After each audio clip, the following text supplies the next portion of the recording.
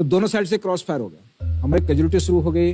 तो हमने वहां से निकलना था, लेकिन हमारे आगे जो 30 मीटर का इलाका बहुत डेंजर था, जो जिसमें पत्थर कम थे, आड़ कम थी हमें आगे बढ़ने के लिए, और धूप लगी हुई थी, दिन का टाइम था, तो हम ओपन में चल नहीं सकते। तो हमें कुछ टाइम चाहिए था जब दुश्मन का फायर बंद हो। तो जैसे जोशी साहब ने और आरटी का जैसे फायर सपोर्ट मिला, तो दुश्मन का फायर बंद हुआ। हम जो एक जैसे 10 ओवर की जो टोली थी आगे निकल गई। तो हम क्रॉल करते चले गए। 10:30 बजे तकरीबन हमने शुरू किया था, और टोटल 150 मीटर का इलाका हमने 10:30 1 बजे तक उसको कवर किया। आप लगा सकते हैं आइडिया कि कितनी देर क्रॉल करते रहे होंगे। और सर तो हमने उठाया नहीं, तो जमीन का इस्तेमाल करते करते आगे पहुंचे। तो ऐसे टाइम पे जगह पहुंच गए कि हम बिल्कुल दुश्मन की गन के नीचे थे। तो मेरे जो बड्डी था, मेरे से 6 महीने सीनियर थे, तो उसने कहा कि आप यहीं पे बैठो और मैं गन को साइलेंट करने की कोशिश करूंगा, आपने गन को खींचना है। तो मैंने कहा ठीक है, लेकिन गन को पकड़ेंगे कैसे? उसने कहा कि जो अपने पास जो पट्टियां हैं आपको जो ड्रेसिंग करने के लिए या इंजर्ड होने पे जो हम यूज करते हैं अपने आप को, जी जी, उनको निकाल लो और वो हाथों में बांध लो। मैं गन को साइलेंट करूंगा, आपका काम है गन निकालना। मैंने कहा ठीक है। वो क्रॉल किया, उन्होंने आगे तक गए, फर्स्ट ग्रेनेड निकाला। तो उसने पहला जब ग्रेनेड फेंका तो वो ताकत लगा दी और वो बंकर के पीछे साइड चला गया। जैसे पीछे जाके फट गया तो अंदर वालों को पता लग गया कि यहाँ कोई आ गया। लेकिन जो मेरा बडी था काफी तेज था, तो उसने दूसरा ग्रेनेड रेडी करके रखा था कि जब पहला ग्रेनेड अंदर नहीं फटा और फायर बंद नहीं हुआ, उसको आइडिया लग गया कि ग्रेनेड बाहर चला गया, तो उसने दूसरा ग्रेनेड फेंक दिया और वो संगड़ के अंदर गिर। जैसे संगड़ में ग्रेनेड फटना और उनकी दोनों गनें फायर करना बंद हो गई, तो जो मेरा काम था फिर वो शुरू हो जाता था। तो मैंने झटके से दोनों गनें खींची और बाहर निकाल ली, और जो होल था उस संगड़ का, उसमें जाके एक बार ऐसे झांक के देखा कि कौन जीवित है और कहाँ है। तो मुझे सिर्फ 3 उनके जवान थे जो दिखाई दिए, जो दोबारा से नया वेपन उठा के और अम्युनिशन लेके संगड़ के अंदर आ रहे थे पीछे के रास्ते से। तो मैंने उनके ऊपर फायर खोल दिया और मुझको पता 3 आदमी दिखाई दिए तो 3 मारे गए। लेकिन दुश्मन भी तो ट्रेंड शुदा था, तो वो भी अपने हथकंडे अलग से अपनाता था। तो जब हमने नीचे उतरना था, दोबारा चढ़ना था पोस्ट के सेकंड वाले पोस्ट के ऊपर, तब उन्होंने जो अपना जो टैक्टिस था वो चेंज कर लिया था। जो संगड़ था उसमें से कुछ जवान उनके निकल के बाहर बैठ गए। जैसे हम नीचे उतरे और दोबारा चढ़ना शुरू किया, तब उसने लेफ्ट साइड में जो बैठे थे उनके दोनों, उन्होंने फायर खोल दिया। तो जो मेरे लेफ्ट साइड वाले थे दोनों जवान, तो उनको जैसे उन्होंने दोनों ने फायर खोला तो वो दोनों को फायर लगा, गोली लगी और वो दोनों गिर गए। हम लोग भी बाकी जो 4 थे, जहां फायर की आवाज सुनाई दी वहीं लेट गए। लेकिन मेरी जो ये लेफ्ट टांग थी, क्योंकि वो लेफ्ट साइड में थे, तो वैसे लेटा था मैं, तो ये टांग उसको दिखाई देना शुरू कर दी ऊपर से और फायर खोल दिया। तो मेरे जो फर्स्ट जो गोली लगी उस घुटने में लगी, लेफ्ट वाले में, तो मुझे आइडिया लगा कि कुछ हो गया। तो मैंने थोड़ा और क्रॉल किया, लेकिन उसने दोबारा फायर खोला तो पत्थर से टकराने के बाद गोलियां इधर साइड में लगी।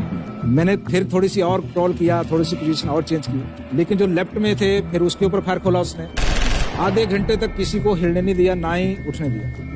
कभी वहां फायर कर रहा था, कभी यहाँ फायर खोल रहा था, कभी हमारे ऊपर, कभी वो जो डेथ हुआ हमारे जो साथी थे उनके ऊपर।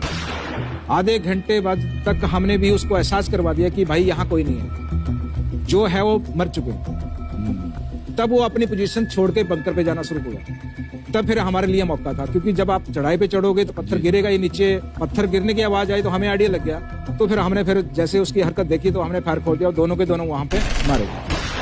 फिर हमने क्रॉल किया और बंकर पे गए, सेम कार्रवाई जैसे हमने पहले की थी वैसे की, और बंकर में भी जो बचे थे उनको मारा।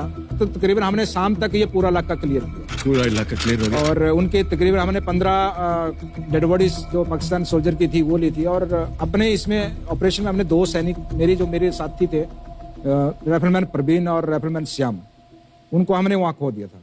लड़ाई में जो चीजें वहाँ पे कोई आइडिया नहीं है। आप एक चीज समझ सकते हैं कि वो चक्रव्यूह है। जैसे चक्रव्यूह अभिमन्यु के लिए रचा गया था, वही सेम हमारे लिए होता है कि अगर आप एक बार चक्रव्यूह में चले गए तो आप तब तक वापस नहीं आते, तब तक आप उसको फिनिश नहीं कर दिया। वाह, क्या बात। 19 वर्ष की आयु और केवल 2.5 साल का सेना में अनुभव लेकर के 18 ग्रेनेडियर्स रेजिमेंट के सूबेदार मेजर योगेंद्र साहब घातक फोर्स कमांडो प्लेटून में शामिल हो गए, जिनका निशाना था टाइगर हिल पर कब्जा। योगेंद्र साहब, फिर उसके बाद क्या हुआ? उनको लगा कि ये सब मर चुके हैं, तो उनका एक जो पाकिस्तानी जो कमांडर था, उसने अपने जवानों को आदेश दिया कि इनको रीचेक करो, इनमें से कोई जिंदा तो नहीं है। तो उनके पाकिस्तान के 2 सैनिक आए आकर के हमारे जवानों के शरीर के अंदर गोलियां दागने लगे। तो मैं बेहोश था, लेकिन इतना बेहोश नहीं था कि उनको सुन ना सकूं या देख ना सकूं। तो जो मेरे सामने वाले साथी को जो सीने में आकर 4-4, 5-5 जो राउंड के ब्रस्ट मारे, डेड बॉडी ऐसे उछलती थी ऊपर की तरफ, सामने वाले को मारा, बगल वाले को मारा, मैं भी इस तरह से ऐसे पड़ा हुआ था।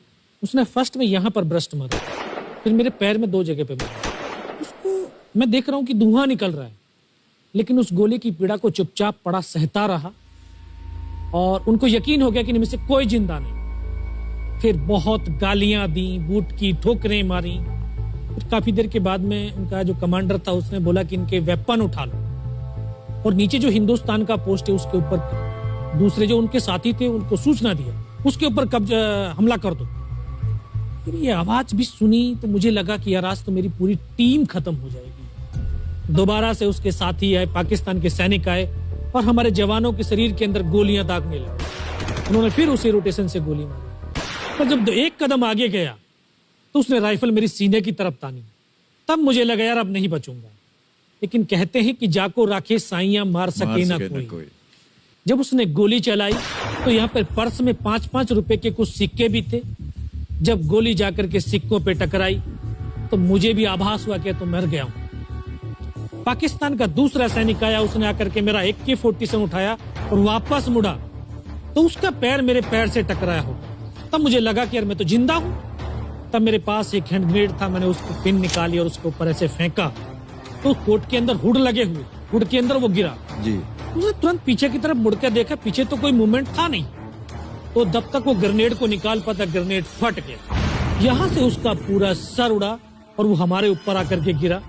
जो पाकिस्तान के दूसरे सैनिक थे उनमें खलबली मची कि इनमें से कोई जिंदा है, कुछ बोले जिंदा नहीं, नीचे से रिइंफोर्समेंट आ गई है। तो उनमें खलबली मची। मेरा पास वही एक मौका था, मैंने दोनों हाथों से उसकी राइफल को उठाने की कोशिश करी, ये हाथ हिला नहीं। एक हाथ से राइफल उठाई, वहां से ब्रस्ट फायरिंग किया, 4-5 पाकिस्तानी सैनिकों को मौत की नींद सुला दी। फिर बाएं हाथ से पलटा खाया, दूसरे पत्थर से 3-4 जगह से फायरिंग किया। तो जो उनका मोमेंटम था, जो हौसले थे, परस्त हो चुके थे, वो भाग खड़े। 2-3 मीटर गया, जाके देखता हूँ सामने उनके लंगर चल रहे हैं, उनका लिविंग टेंट बना हुआ, उनके जो हैवी वेपन का डिप्लॉयमेंट था वो सब कुछ वहां पे लगा हुआ। उस समय जहन के अंदर एक ही पागलपन था, अपने साथियों को बचाना। फिर मैं वापस धीरे धीरे रेंगता हुआ अपने साथियों तक आया। फिर मुझे लगा कि इनमें से हो सकता है मेरी तरह कोई साथी होगा, जिंदा होगा। उनको देखा, किसी का सर फटा हुआ था, किसी के फेफड़े निकले हुए थे। बहुत देर बैठकर रोया भी, फिर अपने आप को संभाला। चारों तरफ बर्फ ही बर्फ, पहाड़ी पहाड़। यह भी पता नहीं कि हिंदुस्तान किधर है, पाकिस्तान किधर है। 2.5 साल की सर्विस, 19 साल की उम्र, न उम्र का तजुर्बा न सर्विस का अनुभव। जाऊं तो जाऊं कहां। मैं बहुत 500 मीटर लगभग नीचे रोल करता हुआ आया और अपने साथियों जो नहीं चढ़ पा रहे थे दुश्मन की भारी फायरिंग की वजह से, वहां तक पहुंचा। फिर उन्होंने मुझे पकड़ा, वो फर्स्ट एड दिया।